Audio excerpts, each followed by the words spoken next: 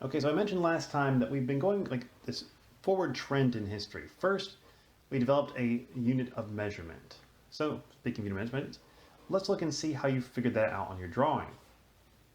Now, the unit of measurement has no effect, has no effect on the dimension application.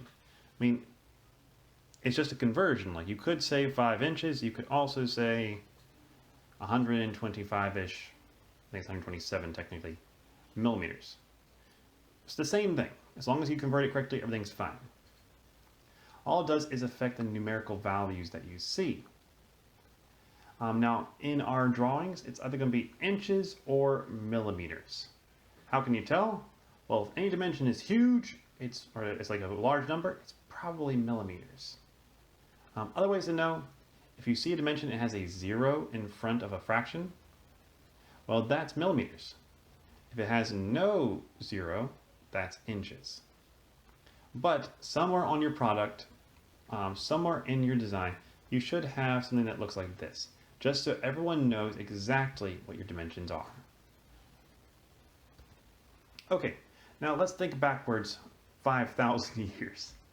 What we used 5,000 years ago were cubits. If you've read the Bible, you might have heard cubits a lot when talking about building the ark or the temple. Well, there were spans, palms, and digits. Palms and digits might be giving you a clue as to what these were based on. Well, they were based on defining features present in nature. Digit, that was your finger, okay? Palms was literally your palm. Horses are measured in hands, okay? So eventually though we need a standard because I can't just say, well, my digits are the same as your digits because my grandma, she's got tiny hands. Her palms are much smaller than mine. Spans, we're thinking about this, is usually like about this distance of 1 step, like I take a step forward, and a person with the long legs has a much bigger step. So then the Egyptians said, okay, we'll have the royal cubit. It was made of black granite, and it was based on Pharaoh's arm. So whenever they made a measuring stick, they went to this black granite piece and they calibrated it. As a note, though, when Pharaoh changed, sometimes they had to change the piece of black granite, which was also an issue. Same thing with feet and inches. It was originally based on the actual king's foot. And then they decided, you know what, it's kind of weird to be measuring each new king's foot, so let's just keep one person's foot. Okay, now, more recently we developed the SI system. And so we have the meter, that's the measurement of length. And in 1799, that was 1/10,000,000th of the distance from the North Pole to the equator, along a longitudinal line passing through Paris, France. Woo! And so they thought this was a good way of measuring it, because after all, the longer the distance, the better we can get rid of, defects in our measurement. And we had that for a long, long time. And then in 1960, they're like, well, we need to base this on something that's a little bit more accurate.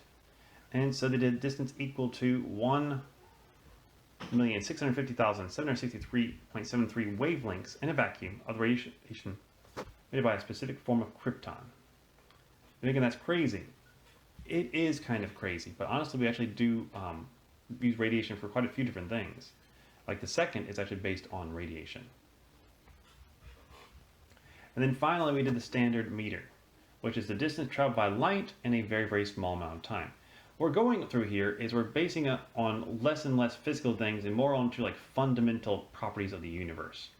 Light in a vacuum, the speed of light in vacuum is a constant. It does not change. This can change ever so slightly, and it wasn't just quite as accurate.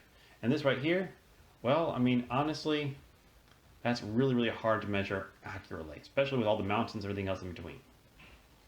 So we're moving less from physical world and into just underlying principles of reality. Okay, now as we get more and more accurate units of measurement, so we go to that one, we have the meter, and we keep on redefining it more and more accurately. The reason we can do that is because we have more and more accurate measurements tools. Think about it. If all I have to measure a meter is my hands, I can't do that accurately.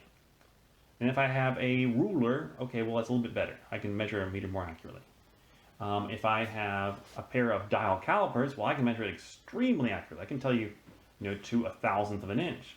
If I have a laser tool, well, I can do it even finer accuracy. So onward, downward we go.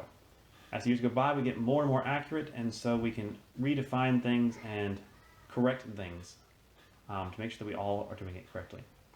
Another place you see this is with temperature, like with Fahrenheit. Fahrenheit, originally, 100 degrees Fahrenheit was supposed to be body temperature. But as we went along, we realized that the person who did this originally was off, and body temperature is actually 98.6 degrees Fahrenheit, once we figure out a set standard. So we're always going from less correct to more accurate measurements.